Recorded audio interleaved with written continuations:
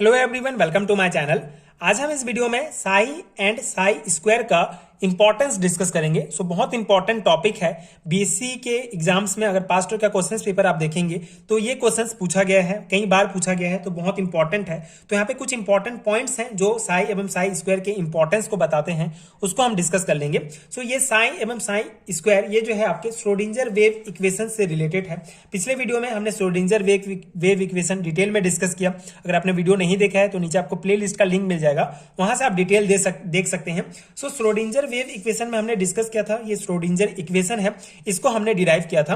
ये जो है, ये साई जो है, ये वेव फंक्शन कहलाता है, जो कि श्रोडिंजर वेव इक्वेशन में यूज होता है। और ये वेव फंक्शन मेन क्या बताता है, जो इलेक्ट्रॉन का जो बिहेवियर होता है उसको डिस्क्राइब करता है। ठीक है, तो श्रोडिंजर वेव इक्वेशन का जो कॉन्सेप्ट है उसको एक बार रिकॉल कर लेते हैं। मेन कॉन्सेप्ट क्या था, श्रोडिंजर ने बताया था कि जो इलेक्ट्रॉन होते हैं, ठीक है, बेसिकली ये जो न्यूक्लियस है इसके बाहर जो इलेक्ट्रॉन्स होते हैं ये किसी एक ऑर्बिट में फिक्स होकर यहाँ घूमते नहीं रहते, बल्कि इनके पाए जाने की प्रायिकता होती है। ठीक है, ये कहीं भी पाए जा सकते हैं। मतलब उन्होंने इलेक्ट्रॉन के वेव नेचर को जो है इन्होंने बताया था अपने थ्योरी में। ठीक है, मतलब इलेक्ट्रॉन जो है वेव की भांति होता है, मतलब गति करते रहता है और कहीं भी पाया जा सकता है। ठीक है, ये बताया था श्रोडिंजर ने।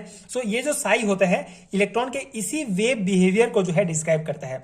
ठीक है, इसे वेव फंक्शन कहा जाता है। ठीक है, समझ में आ गया आपको साई क्या है? साई क्या है? जो इलेक्ट्रॉन्स के वेव बिहेवियर को डिस्क्राइब करता है उसको साई कहते हैं, इसको वेव फंक्शन कहते हैं। ठीक है, वेव फंक्शन कहते हैं मेनली इसको। साइन जो साइन है इसके द्वारा डिनोट किया जाता है। ठीक है, तो ये बेसिक कॉन्सेप्ट था श्रोडिंजर इक्वेशन का और उसमें इसका ये इंपॉर्टेंस है। ठीक है, अब इसके जो मेन पॉइंट्स हैं, ठीक है, जो आपको जैसे अगर आपके क्वेश्चंस में पूछा जाता है what is importance of Sai and psi square, तो आपको ये पॉइंट्स वहां पे डिटेल में लिखने होंगे।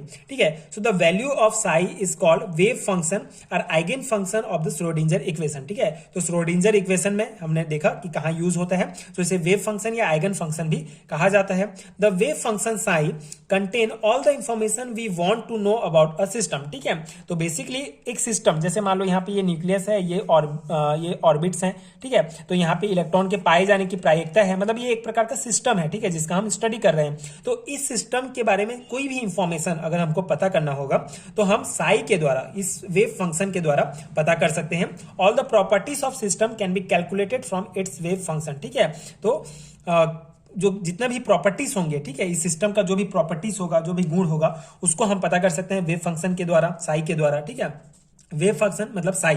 ठीक है, इस साइन के द्वारा इसे आइगन फंक्शन भी कहा जाता है।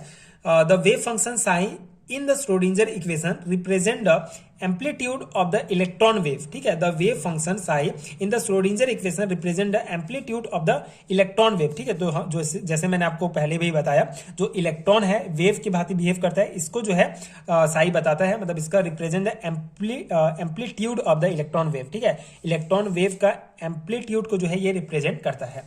इसके बाद the probability of finding an electron at a given point in a 3D space is proportional to psi square. अब साई स्क्वायर का एक क्या इंपॉर्टेंट है, ठीक है, तो इलेक्ट्रॉन, ठीक है, किसी 3D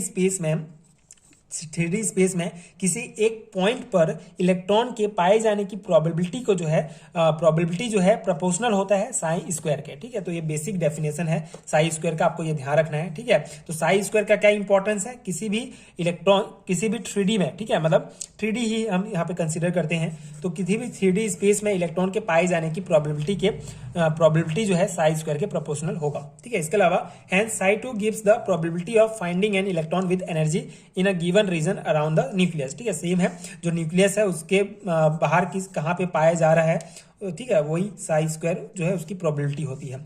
इसके अलावा those place around the nucleus can be detected where the probability of finding the electron is highest. ठीक है, so those place around the nucleus, nucleus के बाहर ऐसा कोई प्लेस जहां पे इलेक्ट्रॉन के पाए जाने की प्रोबेबिलिटी बहुत ज्यादा होती है, उसको जो है हम साई या साई स्क्वायर के द्वारा जो है पता कर सकते हैं। तो श्रोडिंजर वेव इक्वेशन में मेन तो यही है। ठीक है, जो वेव फंक्शन या आइगन फंक्शन है साई एवं साई स्क्वायर, यही सबसे इंपॉर्टेंट है, क्योंकि इसी के द्वारा ही उनका मेन जो कॉन्सेप्ट है, मेन जो प्रिंसिपल है वो प्रूफ होता है कि इलेक्ट्रॉन के पाए जाने की प्रायिकता, उसकी जो प्रोबेबिलिटी होती है उसको हम पता कर सकते हैं। सो ये है इंपॉर्टेंस साई का।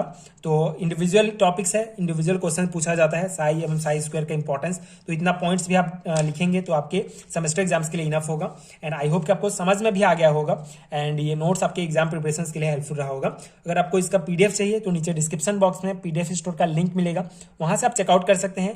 बीएससी एंड एमएससी लेवल के सारे हैंड रिटन नोट्स आप यूनिट वाइज ले सकते हैं, जो डेफिनेटली आपके एग्जाम प्रिपरेशन के लिए बहुत हेल्पफुल होगा।